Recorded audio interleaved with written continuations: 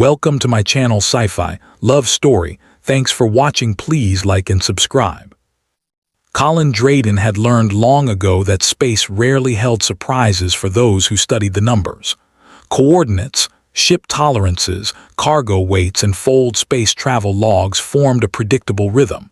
It was comforting. Patterns did not betray you. Patterns demanded attention, and attention rewarded survival. The meridian drift hummed steadily through the cobalt haze of the Orion expanse. Its engines bent local gravity just enough to shave days off the journey to Forge Works, and the old freighter had the scars to prove it. Patches, aftermarket modules, and what Colin liked to call optimistic repairs kept it running. Across the cockpit, Nessa adjusted a neural interface on her tablet, her gray eyes scanning multiple data streams. Her long, tapered ears twitched once as the engines shifted frequency, a subtle gesture that Colin had come to understand as curiosity. "You're distracted," Colin said, stirring his synthetic coffee. The liquid was lukewarm, but the motion was habitual. "I am monitoring the transit network," she replied without looking up. "Distraction is noted." "Noted but ignored," he said with a grin. "You ever wonder why we keep doing this? Hauling scrap, supplies, and industrial nanites across sectors no one really wants." Nessa's eyebrow lifted slightly. "It is survival, occasionally profit." Colin swirled his mug, watching the stars stretch thin in fold space. Survival, profit, adventure. That last part was why he liked the odd jobs, the ones that promised little but often delivered the unexpected. And today, the unexpected had arrived. He picked up the small, unmarked parcel. Thin paper, faded constellations from Earth printed decades ago. A relic, perhaps worthless, perhaps sentimental. He couldn't decide. "I found this at Selene Station," he said, setting it on the console. "Completely legal, harmless, possibly useless. Thought it might be interesting." Nessa's ears twitched more sharply now. "Interesting is a relative term," she said. "I'll let you decide," Colin replied. "No pressure to open it until we land at Forge Works." Forge Works. The name carried grit, steel, and memories of what the planet had once been. Resonance towers, structures designed to amplify harmonic frequencies across neighborhoods, linking emotion and sound, had dominated the cities before the authorities dismantled them. Festivals, music, shared experiences, gone, replaced by orbital cannons, refineries, and bureaucratic oversight. Nessa didn't dwell. She processed information, remembered history in fragments, rarely expressed nostalgia. Yet Colin had noticed a flicker once, as the meridian drift passed over old ruins. Perhaps she remembered the towers more than she admitted. As the meridian drift descended, the engines hummed and bent gravity, slicing through the metallic clouds. Below them, the industrial expanse stretched endlessly. Veins of molten metal glowed like arteries under the artificial sky, and automated transport lines pulsed with constant energy. Colin sipped his coffee. "Home sweet industrial nightmare," he muttered. Nessa was already checking docking vectors. "Bay 12, cleared," she said. The docking bay opened like the jaws of a mechanical leviathan. Cargo vessels bristled with cranes and magnetic loaders. Colin let the hum fade as they settled in. The parcel on the console seemed heavier somehow, insignificant yet important, like a seed in a forest of steel. "You're staring at it again," Nessa said. "I am not," he said immediately, brushing the paper lightly. "Merely appreciating its geometric integrity." She tilted her head, considering it. Colin sighed. "Fine, it's a music box." Her ears twitched sharply. "A music box?" "Yes, Earth origin, mechanical. A little optimism inside a wooden shell." Colin wound it slowly. The first notes chimed, delicate, bright, filling the cockpit with something softer than the industrial hum outside. Nessa's hand lifted almost unconsciously, brushing the edge of the console. The faint luminescence beneath her skin pulsed, reacting to the sound. For her species, sound was more than sound. It resonated through neural filaments, intertwining directly with emotion. Humans had crude instruments for resonance, music, coffee, laughter, but this was something else. Colin realized he was watching a theory come alive. "It is harmonic," Nessa whispered, "pure." Colin blinked. He had expected polite interest, a nod, not this. Her eyes shimmered, matching the tempo of the music. A tear slid down her cheek, not sorrow, but overwhelming appreciation. She inhaled sharply. "It is unfiltered." Colin swallowed. "I just thought it might make your desk less depressing," he said softly. Nessa finally looked at him, vulnerability in her eyes. "It does," she said. And for a moment the oppressive industrial city outside faded, replaced by something warmer, softer, unmechanical. But Colin noticed something strange. The melody, innocent as it seemed, carried a faint hidden pattern, a signal embedded in the mechanical resonance. It was subtle but intentional, deliberate. "You didn't find this by accident," Colin murmured, eyes on the music box. Nessa's ears twitched once. "It knows us." Her words settled in the cockpit. Colin realized that no manifest, no schedule, no fold space calculation could predict what was about to happen. A new journey was beginning, one dictated not by cargo, not by contracts, but by curiosity, emotion, and human ingenuity. The Meridian drift hummed quietly, engines resonating with a faint echo of the music. Outside, ForgeWorks loomed, relentless in its steel and molten veins. Inside, something small and fragile had the power to change everything. Colin leaned closer to the music box. "Well," he said softly, "let's see where this leads." The first notes repeated, looping, simple but alive. And as Nessa closed her eyes, letting the music travel through her, Colin realized that the universe still had mysteries, ones no number could predict, no cargo manifest could define, and no bureaucracy could contain. Somewhere out among the stars, something was listening back. Colin Drayden had never seen Nessa so still.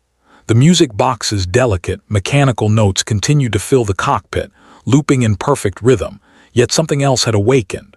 The soft luminescence under her skin, once subtle, now pulsed clearly, as if the melody itself carried a message meant only for her species. Colin leaned back slightly, hands hovering near the console. He knew enough not to interrupt. Nessa's kind processed emotion in layers humans could not fully perceive. "I don't think it's just a tune," she whispered, voice barely audible over the hum of the ship. "It carries information encoded in the harmonics, deliberate, ancient." Colin's eyebrows rose. Ancient. That was not a word he used lightly. Least of all for a small wooden music box from a surplus crate. He leaned closer, peering at the tiny brass gears inside as they turned, plucking the pins that produced the melody. Information, huh? Like a secret message hidden in plain sight. Her eyes met his, precisely, but not a simple code. It is emotional, resonance-based. It communicates through feeling, through memory, through patterns we feel rather than hear. This was meant to reach someone human, apparently. And me. Colin felt a chill run down his spine. Humans had lost most of their old emotional technologies centuries ago. Art, music, festivals, even personal expression had become functional, efficient, regulated. But here in a plain music box, someone had preserved something impossible, something alive. "You're saying someone sent this for us?" Colin asked cautiously. Nessa nodded. Her hands hovered above the box, hesitant, almost reverent. "Or someone knew we would find it. The patterns match intelligence, design, intent." Colin glanced at the console, at the dim industrial glow of ForgeWorks outside the viewport. The city had not changed much, still a labyrinth of molten veins, steel towers, and the occasional flicker of maintenance drones. But now the familiar environment felt strange, almost silent in comparison to the song. "Do you know what it's saying?" he asked, though he expected the answer would be complex. "Not fully," Nessa replied, "but the harmonic traces, they point to coordinates, far outside this sector, and a name or a concept, something human." Colin's heart picked up. Human out here after all this? Yes. Her voice was steady, but Colin noticed a quiet intensity that wasn't usual. It is a signal meant for someone who can understand it, someone who carries curiosity, ingenuity, perhaps resilience. Colin smiled faintly. That sounded disturbingly like himself. The plan. By the time they docked fully at HFY, Colin and Nessa had already made a decision. The parcel could not stay on the freighter. The music box was a message, possibly centuries old, possibly dangerous, possibly miraculous. Whatever it was, someone somewhere had trusted them to interpret it. "Let's get it somewhere quiet," Colin said as they stepped onto the metallic walkways of the docking bay. The heavy boots of workers echoed around them, and surveillance drones blinked in slow, circular patrols. The city is fine for commerce, not so much for harmonic investigations. Nessa nodded, her ears twitching slightly as she processed the background noise. "We can use the Meridian's lab bay. Controlled environment, minimal interference." Colin led the way back to the freighter, weaving through automated cranes and mag-rail conveyors. He glanced at her once. "You ever think humans are weird? We send messages in bottles, music boxes, books. We hide things instead of encrypting them with nanonets or AI. We like to leave traces in plain sight." She looked at him, expression unreadable. "It is effective." "Effective, sure," he said. "Until someone like me finds it and accidentally plays with it for an hour before noticing it's a message from the universe." They laughed quietly, though the tension never left. In the lab bay, Colin placed the music box on a reinforced table. Sensors already ran scans. Electromagnetic patterns, harmonic resonance traces, subtle gravitational microfluctuations. Nothing standard, nothing simple. "This is old tech," Colin said. "Pre-digital, almost primitive. Yet someone encoded a message in it that no computer could detect without feeling it." Nessa nodded. "Exactly, and it is waiting for a recipient. Perhaps a human, perhaps the right combination of human ingenuity and emotion." Colin leaned back in his chair, letting the hum of the Meridian drift settle around him. "So what now? Follow the signal." "Yes," Nessa said simply.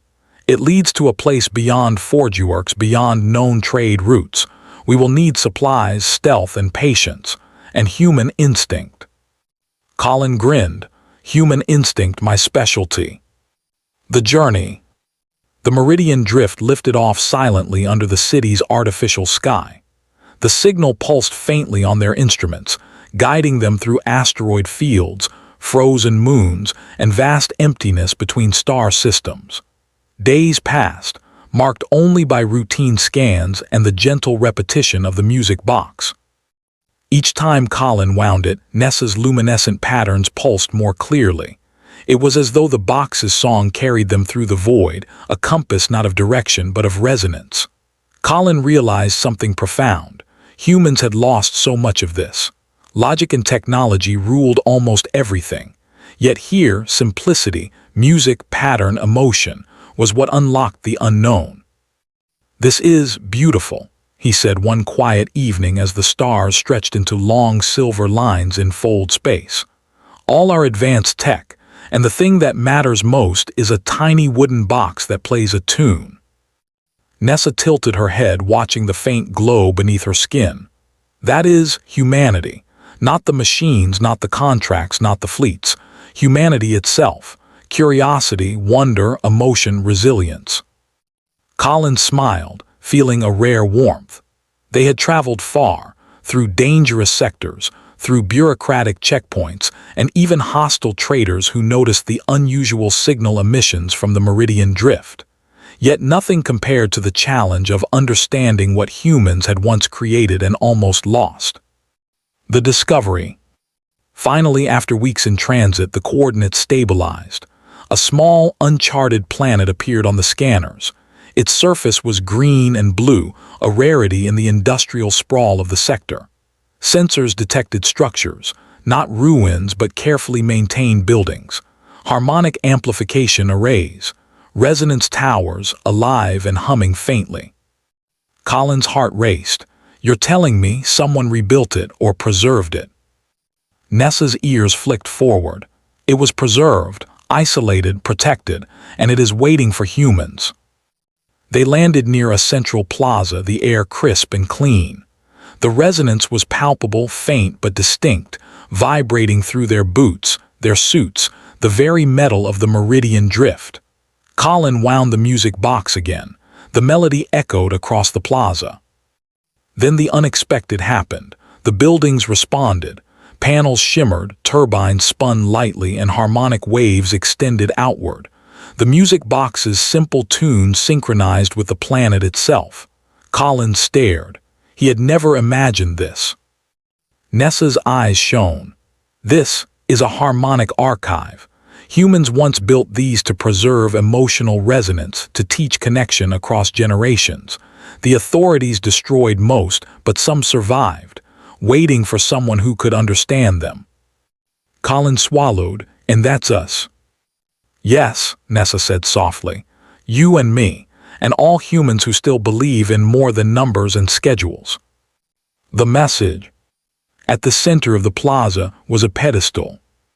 Colin placed the music box atop it. The gears clicked in perfect synchrony with the harmonic nodes embedded in the ground. A holographic archive unfolded around them. Memories, festivals, stories, even personal journals encoded in pure resonance. Colin realized the scope. Humans had hidden their greatest strength, emotion, creativity, empathy, in a format that machines could not steal, regulations could not suppress. The music box had been a key, a test, and a gift. This is incredible, he breathed. We're standing on human history, preserved outside bureaucracy, beyond industry. Nessa's patterns shimmered brighter, and now it can be shared, not through control, not through numbers, but through experience. Colin grinned, feeling pride in a way that no cargo manifest, no contract, no metal could ever bring. Humanity, fragile and foolish, could endure, and when guided by curiosity, resilience, and emotional intelligence, they could thrive. They spent hours exploring, cataloging, and activating nodes. The resonance was alive, interactive. Colin wound the music box repeatedly, each turn bringing forth new memories, new stories, and subtle harmonic instructions for rebuilding connection in a universe that had almost forgotten it. The future. When they finally returned to the Meridian Drift, Colin looked at Nessa. We're not delivering lubricants anymore. We're delivering hope. She allowed herself a faint smile.